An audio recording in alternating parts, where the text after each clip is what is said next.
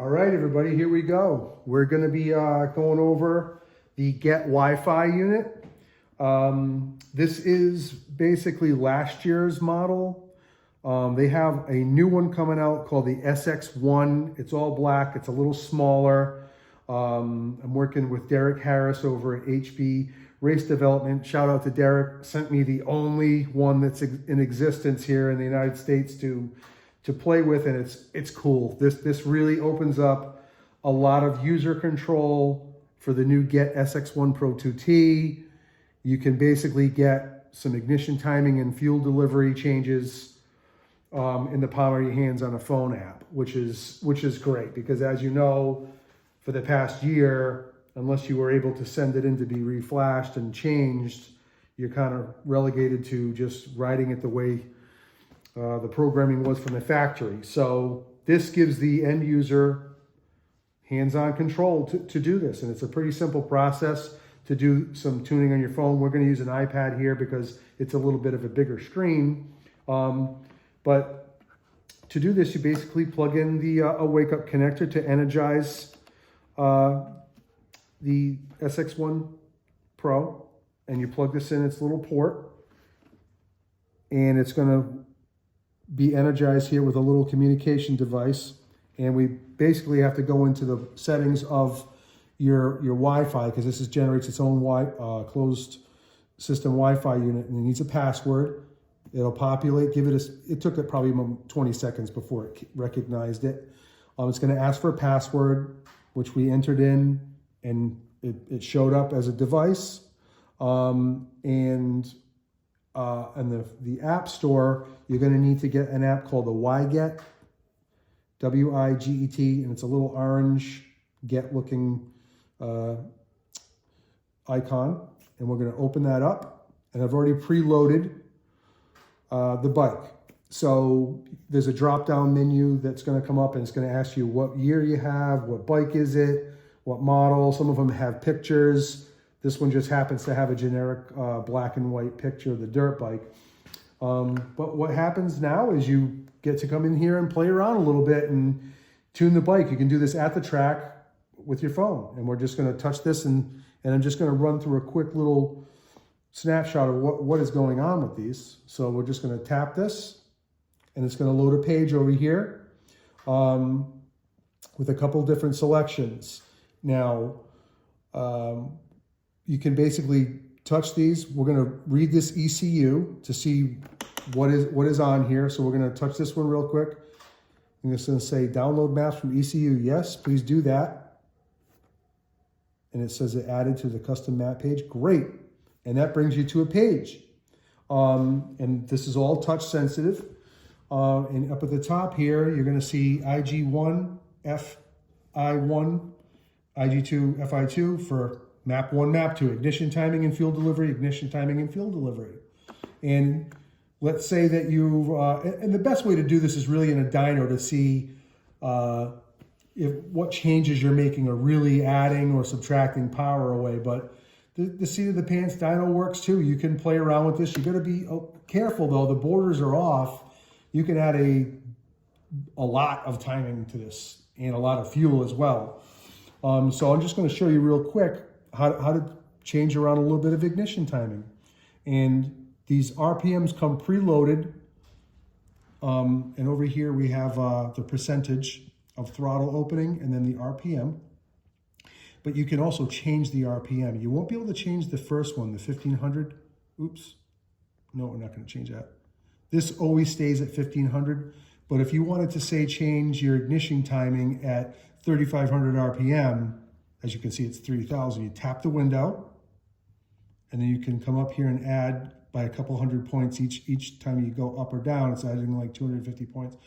So you can change this to, 5,700. This can be 8,000, et cetera, et cetera. And when it comes back to its stock value, the window will return to the normal condition. So let's just say at 3,000 RPM, you wanted to add ignition timing. You simply tap the window. It highlights it.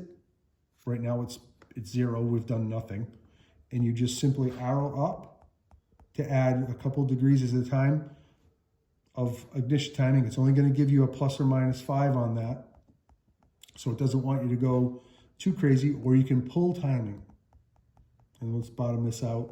It's going a little further. I think this is probably going to be 30%, if I'm not mistaken. I'm going to go all the way down and see what this does. We're going to learn together. Yep, 30 degrees. So at 3,000 RPMs, for example, I'm just going to leave this here for now. It pulled 27 degrees of ignition timing just from 3,000 RPM. So what this really is a good tool to nudge in and move in smaller windows of ignition timing, or add or remove, I should say. And that's going to go back to 0. Through an RPM range up to about 11,000 RPM. Let's see how high this will go if we go to 11,000. That might not want me to do anything over 11.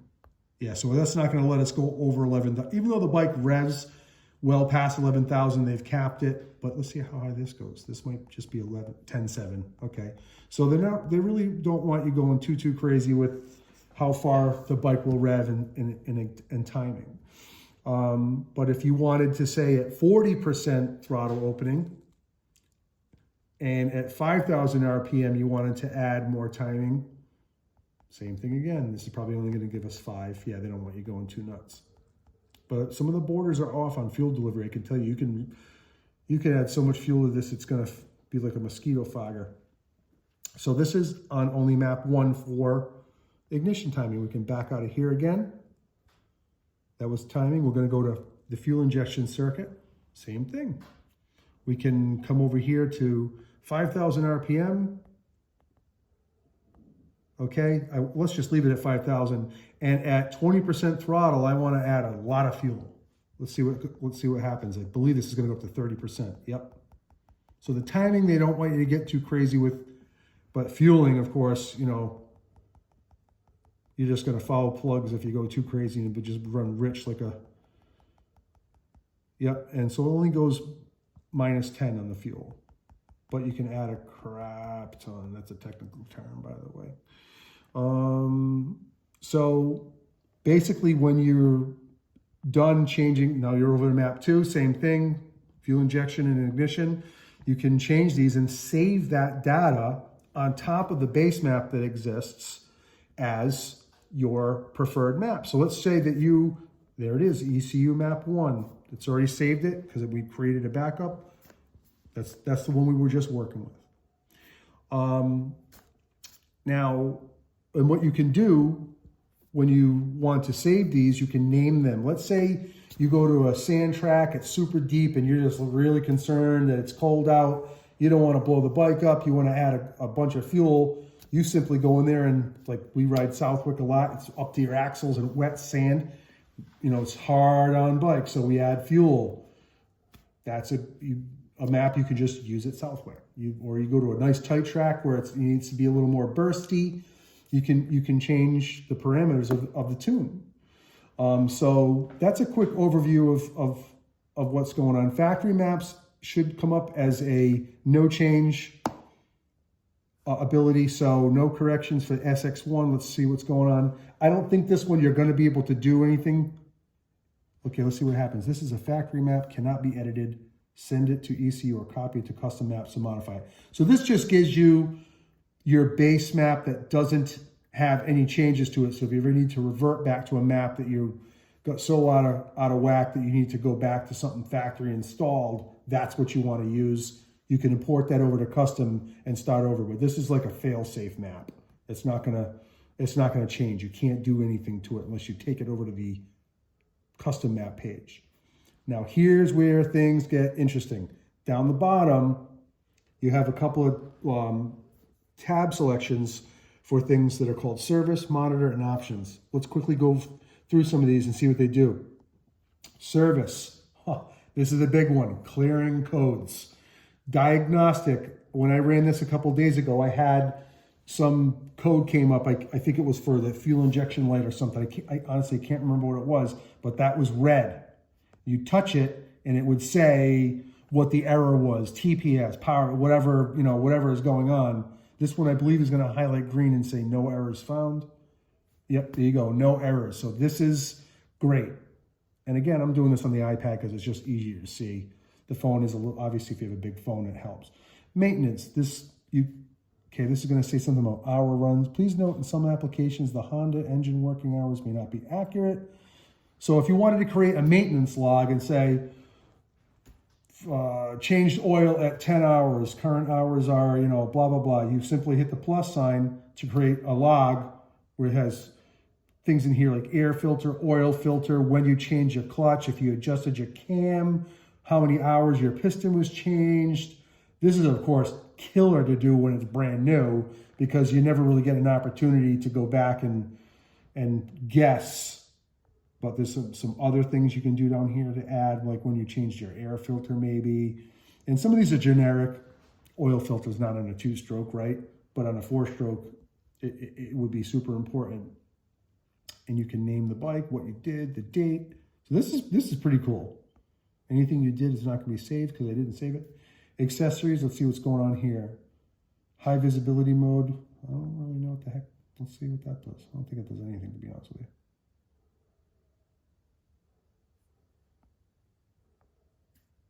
Yeah, I don't know. We're still messing around with this. I don't think that did anything. Launch control, race mode. I don't know that that's going to work for this because there is no launch control. On the 4-strokes, there is a button for that. So I don't think that this is going to be built into anything for the 2-strokes. We're not going to hit the factory ECU reset at all. Down here, monitor page. This is where things get really cool. I'm going to let that read. It's going to take a couple of seconds to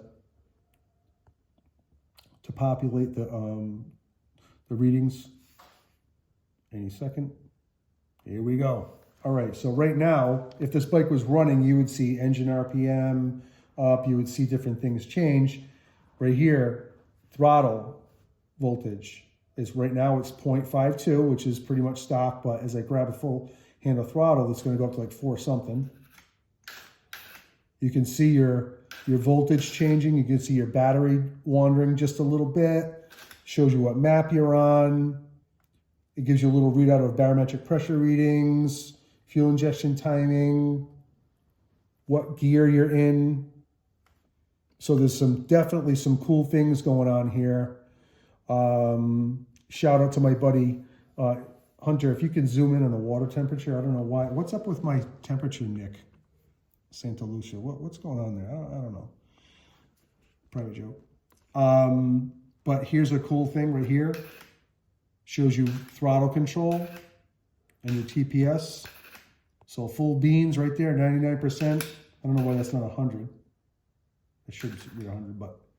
And if this thing was running, this engine RPM would run up here, and it would show you the range.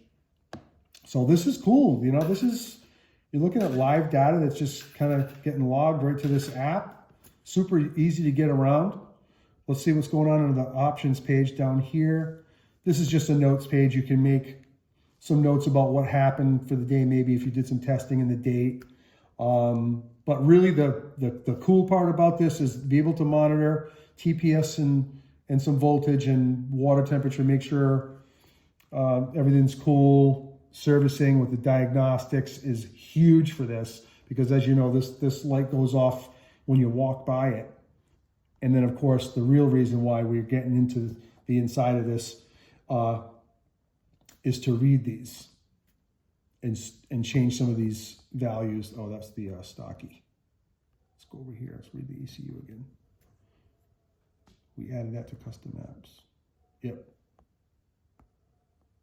The real cool thing is being able to change timing and tune this bike in. So that's pretty much a quick little down and dirty rundown of what is going on with these. The SX1 Pro2T 2-stroke get unit plus a Wi-Fi module, which is the SX1 Connect.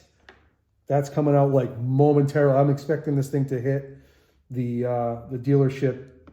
The dealer network any minute, but this is sent to me on the behalf of HP Race Development with Derek Harris.